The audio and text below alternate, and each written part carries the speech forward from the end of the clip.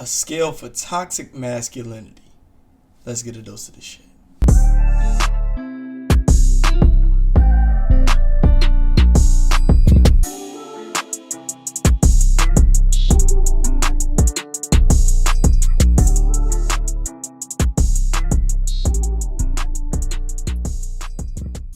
What's going on, YouTube? You guys are tuned in for another Q-Pill reaction. I was on Twitter and I stumbled across an article. As you guys know, I'm a behavioral scientist. I'm followed by a lot of other psychologists, social scientists. So I seen a link to this study in which social scientists tried to construct a scale for toxic masculinity. Now, as you guys know, the social sciences has become much more politicized. They're trying to push certain narratives, agendas that vilify men, and of course it big ups women. And this is a problem because as a scientist, your obligation is to the truth, not moral principles of what's right and wrong, not vilifying what goes on in the natural world or vilifying why things occur, not judge whether they're good or bad, evil, etc. And when it comes to politics, that's an issue because now we're funding research that has clearly an agenda of dismantling the patriarchy. The same patriarchy that has conferred benefits upon society in the paradigm of protection, provision, innovation, and purpose. The same patriarchy that has granted women economic autonomy and bodily liberation.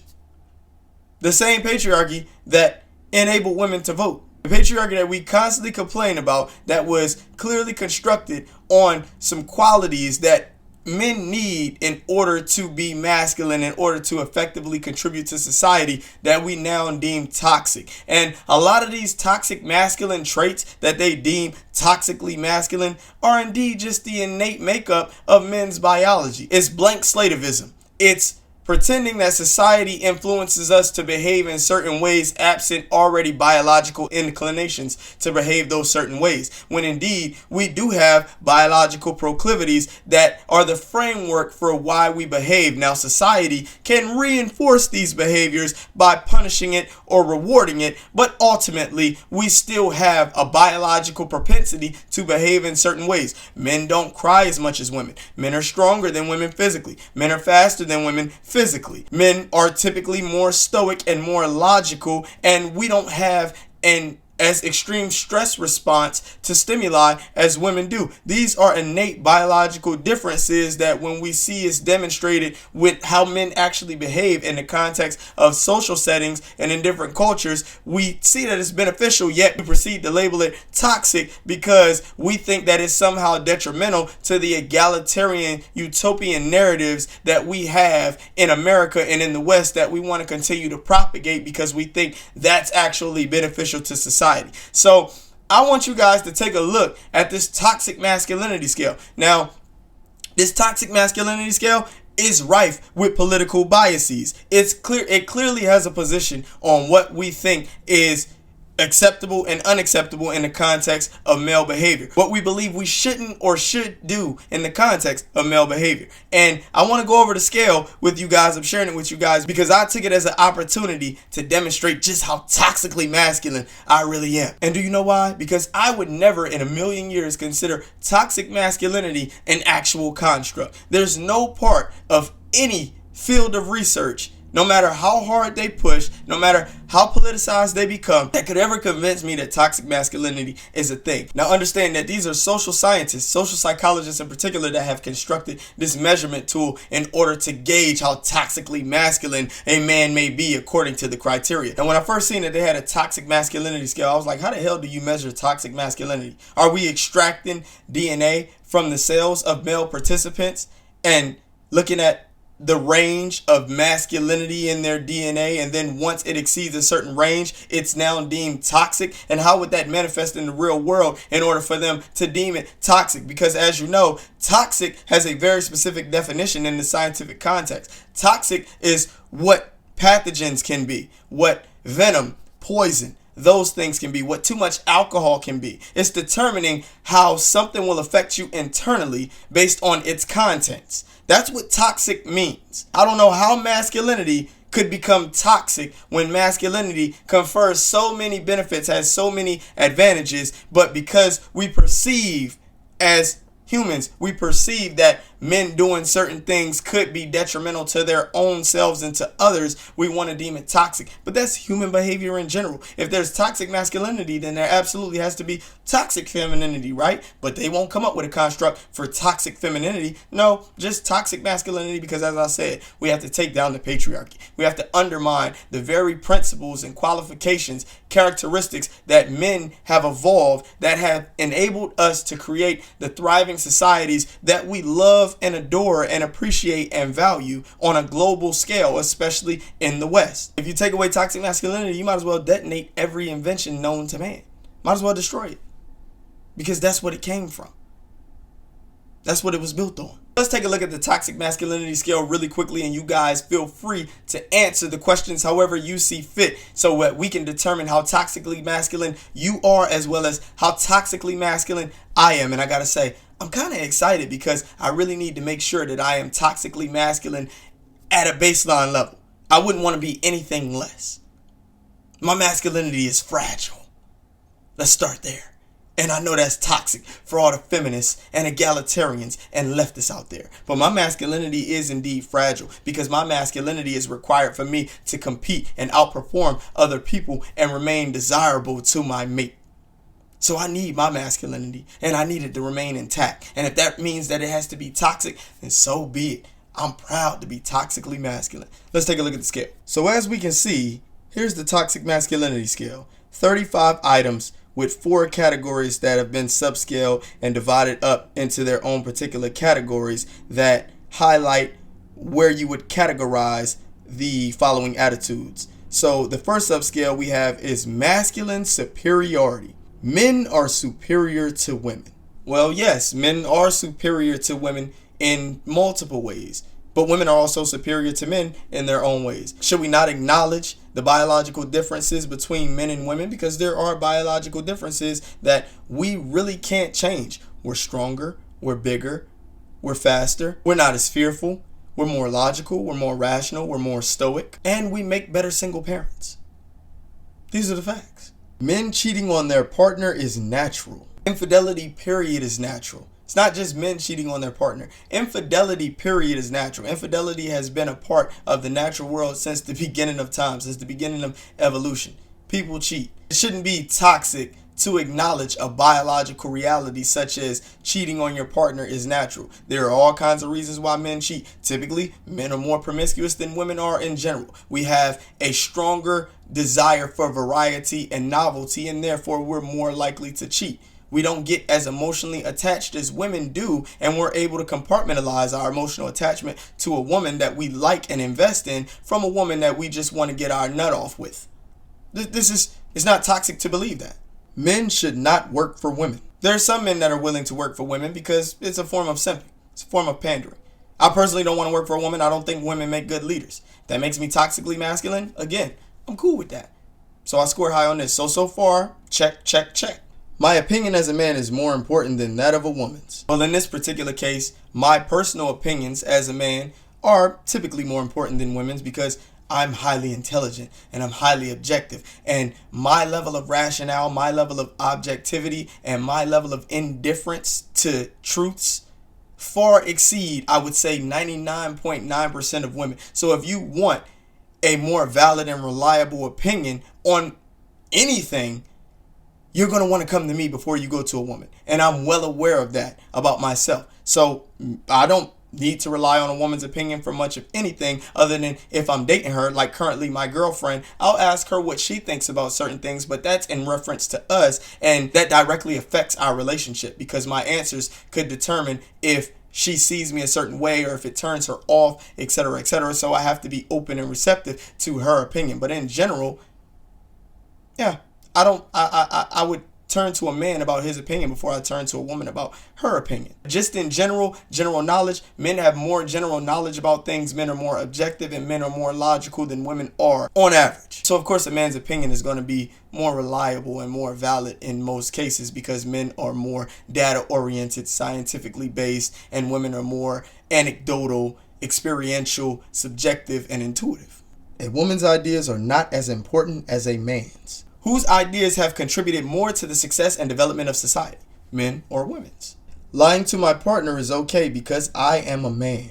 Lying to your partner, if you're a consequentialist, is okay if you think that it's the best thing to do because you're trying to spare their feelings. Now, some of us, we want to hear the raw, honest truth. Women typically aren't the sex that wants to hear the raw and honest truth.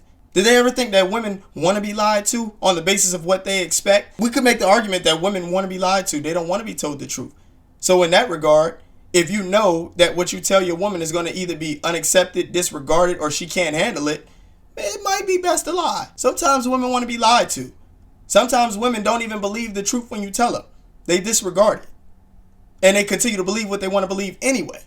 On average, men are smarter than women. Okay, on average, men and women are about equal in intelligence, but that still does not negate the fact that men can typically be more analytical, more objective, and more logical, even though we're relatively equal in intelligence. Now, if you want to look at the tail ends of the distribution, there are more male geniuses and high IQ men than there are women, but there are also more cognitively challenged men than there are women. So we're about the same in intelligence. There's more retarded men than women, and there's more genius men than women. Men are more capable than women. More capable in what, though? Because what are we talking about? If we're talking about that men are more capable at opening a pickle jar than women, then yes, we're more capable. If we're talking about men are more capable of running the 100-yard dash in a quicker time, then yes, men are more capable. If we're talking about men are more capable at bench pressing 225, then yes, men are more capable. If we're talking about men are more capable of changing a tire quicker, then yes, men are more capable. If we're talking about men are more capable of maintaining their composure in a stressful and fearful situation, then yes, men are more capable. If we're talking about men are more capable chess players than women, then yes, men are more capable. If we're talking about men are more skillful drivers than women at higher speeds, then yes, men are more capable. Men talking over women isn't rude. Well, I mean, really, talking over anybody is rude. There's nothing much to elucidate there. Man or woman talking over another person is rude. That's not toxically masculine. That has nothing to do with masculinity, because women typically talk over men as they lose their cool quicker, and then they get the yelling and screaming. Even when you're trying to explain something, they don't let you finish. They cut you off, and then they no longer want to talk because they get upset. I see it as a challenge when someone refuses my sexual advances. I mean, me personally, I don't see it as a challenge because I'm the type of guy who wants to be desired. If a woman refuses my sexual advances, I understand women well enough to know that she's not sexually attracted to me, because every woman throughout my entire dating history that I have been sexually attracted to and made sexual advances to reciprocated my sexual advances and was interested right off the rip. They didn't play hard to get. They didn't refuse or try to make me win them over or change their mind. And I've never perceived a woman's disinterest as an opportunity for me to prove to her why she should want to date me or be sexually attracted to me. If a woman says no, I assume that she really means it from the get-go. Gender rigidity. Gender and sex are the same thing. Well, most of the time, yes, they're the same thing. But sex is biological and gender is made the fuck up in reality. So gender should reflect the sex that you are, and it often does in 99.9% of cases. It reflects the sex that you actually are. So you could technically say that they're the same thing. If we're going to make it scientific, then gender and sex are the same thing. Otherwise, there's no such thing as gender, and there's just sex. There are only two genders. And as you guys can see, this gets a lot more political, because now we're talking about, can men be women and can women be men? We're entering the domain of transphobic rhetoric. But yes, there are only two genders, because as I just stated, gender is a reflection of sex, and typically your gender aligns with the sex that you are. And if we're going to make gender scientific, then it's going to be sex. Otherwise, gender itself is a bullshit ass construct. Is it propaganda that there are more than two genders? That's a rhetorical question, but of course, yes, that is propaganda. There's not more than two genders. You're either male or female. Men should use only masculine pronouns, e.g. he, him. Men should use categorically correct pronouns. The pronouns that correspond to the sex that they are. That's he, him. Yes. Sex workers have no self-respect. What the fuck does that have to do with gender rigidity? Sex workers have no integrity. Yes. They have no integrity. They have sex for money. That's not commendable. That's not admirable. That's not respectable. It's trashy. So yes, essentially you could say they have no self-respect and they have low self-esteem. Oh, and let me also add that they have no skills either, because if you had skills, you'd be using your skills in another domain of life in order to make you money, not using your body to attract men who will pay you so that they can get their rocks off. I don't even know as a woman how you take pride in that. I don't know how you take pride in being a fucking sex doll for a bunch of random men that you don't know and risk all types of emotional damage, STIs, etc. Sex work isn't a career. Yeah, it's not a career. It's a job. And a filthy one. Should be on the list of America's 100 dirtiest jobs. There is no such thing as male privilege. Of course there's male privilege, but there's female privilege, there's pretty privilege, there's privilege for anything that provides an advantage in whatever context we know that the sex that's available is going to provide an advantage. Men don't have inherent advantages in life. In what compared to women? Of course we have inherent advantages, but we also have inherent disadvantages, like being more likely to be victims of violent crime, assault, robbery, etc. But of course we have inherent advantages in being respected, making money, gaining status, influence, power. Of course. And we excel in the domains that can have the highest trajectory for us relative to women, such as being athletes. The next subscale, emotional restriction. If I cry, I am weak. If you cry, you're human. If you cry, you're human. Now, yes, we can take it as weak because of how we're going to be perceived by potential romantic partners, how we're going to be perceived by our peers. If our peers don't cry as much as we do, of course it can be perceived as weak. But we cry because we're human. It makes us human. And I don't know any man who's rational or objective enough to acknowledge that if you cry, it makes you weak instead of human. As long as you don't cry all the time and you're not hypersensitive, you should be fine. You can shed a tear every now and then if you're really, really in a stressed out situation. Just do it behind closed doors if you don't trust anybody around to shed a tear in front of. Crying means I am weak. Sometimes. Depends on what you're crying for. Depends on how often you cry. We literally just iterated that. Expressing sadness publicly makes me weak. It'll make you look weak because why are you out in public if you're sad? What man goes out in public and he's sad? And typically men respond with anger and aggression.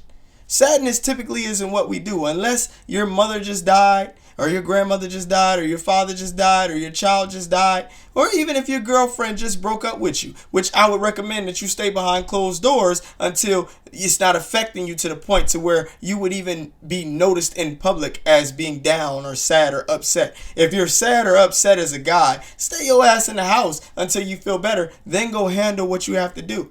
Because it will make you look weak, because most people won't care that a man is upset. Nobody's going to come console you and give you a hug. If you're a woman, yes, because you get positive affirmation when you're sad in public, when they see you cry in public, when they see a woman having a hard time in public. People will console her. She'll get hugs, at pats, hell, back rubs, and a whole bunch of guys trying to sling dick at her to make sure she's okay and trying to make her feel better. If you're sad in public as a man, most people won't pay you any mind. They'll look at you like you're crazy and they'll just walk by you.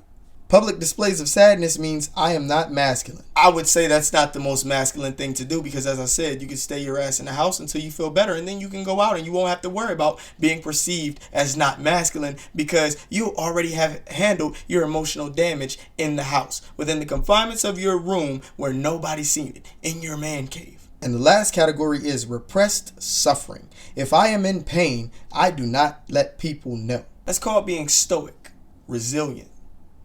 It's an admirable quality to have. Being unaffected by things that could be troubling you, learning how to compartmentalize and be able to focus on what you're doing in the moment so that it doesn't sabotage your ability to be productive or effective. I actually think that is really advantageous as a man to be able to do that. That's really advantageous as a human to be able to do that. But of course, that's associated with being masculine, because what did I say? Men are typically the ones who can do that and excel at it. And that in no shape, form, or fashion is a negative thing, nor is it toxic. Because if you have to work as a man, if you have to get things done as a man, and you feel some type of way, or you feel like you don't want to go to work, or you're feeling sad, depressed, upset, it's best to put that to the side so that you can continue to be productive and effective, because other people are relying on you as a man. Other people rely on you as a man. So to be able to suck shit up and proceed forward and still get shit done is admirable. I ignore pain when I feel it. Yeah, a lot of the times the pain isn't excruciating to the point where it impedes my ability to do anything. If I feel pain, especially if there's no medication around or there's no one to help me reduce the pain, alleviate it, mitigate it, I don't feel it. Nope, don't feel it.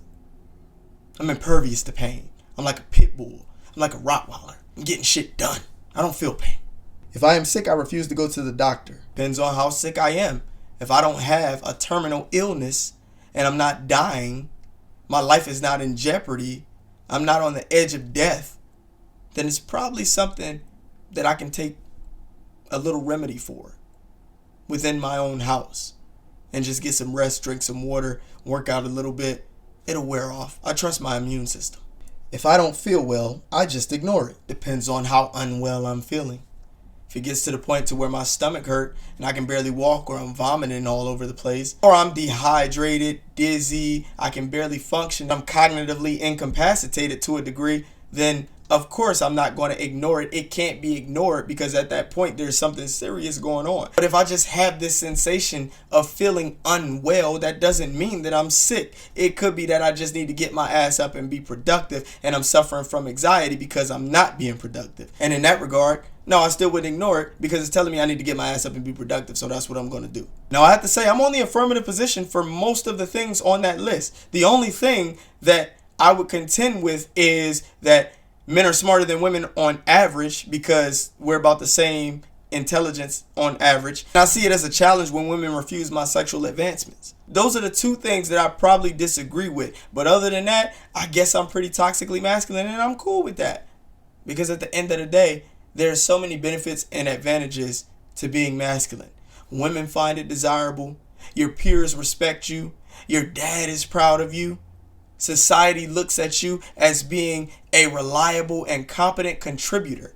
That's what masculinity is. That's what masculinity has always been, and that's what masculinity will continue to be. And no matter how hard they try to categorize these things as toxic, that toxicity will always be more beneficial than it is detrimental.